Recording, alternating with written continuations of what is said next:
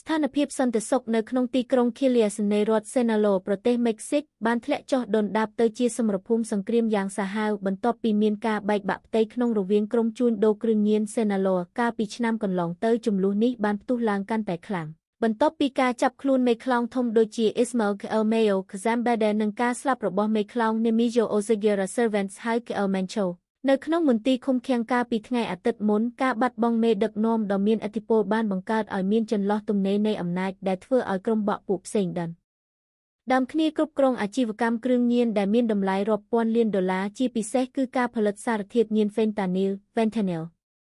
យោងតាមរបាយការណ៍របស់ Bevis ហឹង្សាដែលកំពុងកើតឡើងមានលក្ខណៈសាហាវព្រៃផ្សៃបំផុតដោយក្នុងមួយថ្ងៃមានករណីឃាតកម្មនិងការចាប់ជំរិតជាមធ្យមពី5ទៅ6ករណីកងកម្លាំងសង្គ្រោះបឋមបានបញ្ជាក់ថាចំនួននៃការចេញទៅជួយសង្គ្រោះជនរងគ្រោះបានកើនឡើងជាង70បើធៀបនឹងឆ្នាំមុនប៉ុន្តែភាគច្រើននៃជនរងគ្រោះមិនបានរស់រានមានជីវិតឡើយក្រុមបិទមុខដែលជាសមាជិកបកពួកគ្រឿងញៀនបានលើកឡើងថាសង្គ្រាមនេះនឹងមិនបញ្ចប់ឡើយដរាបណាមិនទាន់មានបកពួកណាមួយឈ្នះដាច់ខាតខណៈដែលជីវិតមនុស្សស្លូតត្រង់រួមទាំងកុមារផងត្រូវបានក្លាយជាជនរងគ្រោះក្នុងភ្នក់ភ្លើងសង្គ្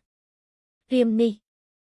ជាចុងក្រោយទោះបីជាប្រធានាធិបតីមេក្ស៊ីកលោកស្រី Claudia Sheinbaum បានអះអាងពីវឌ្ឍនភាពក្នុងការកាត់បន្ថយការផ្គត់ផ្គង់គ្រឿងញៀនទៅកាន់សហរដ្ឋអាមេរិកបាន50ក៏ដោយប៉ុន្តែអ្នកផលិតគ្រឿងញៀននៅតែអះអាងថាពួកគេនឹងបន្តផលិតរាបណានៅតែមានតម្រូវការពីអ្នកប្រើប្រាស់ស្ថានភាពនេះបានធ្វើឲ្យលោកប្រធានាធិបតី Donald Trump ចាត់ទុកក្រុមជួញដូរគ្រឿងញៀនទាំងនេះថាជាក្រុមភេរវករនិងបានព្រមានប្រើប្រាស់កម្លាំងយោធាដោយផ្ទាល់ប្រសិនបើរដ្ឋាភិបាលមេក្ស៊ីកមិនអាចគ្រប់គ្រងសន្តិសុខនិងលំហូរគ្រឿងញៀនដែលកំពុងសម្លាប់ពលរដ្ឋអាមេរិករាប់ម៉ឺននាក់ក្នុងមួយឆ្នាំបាននោះទេ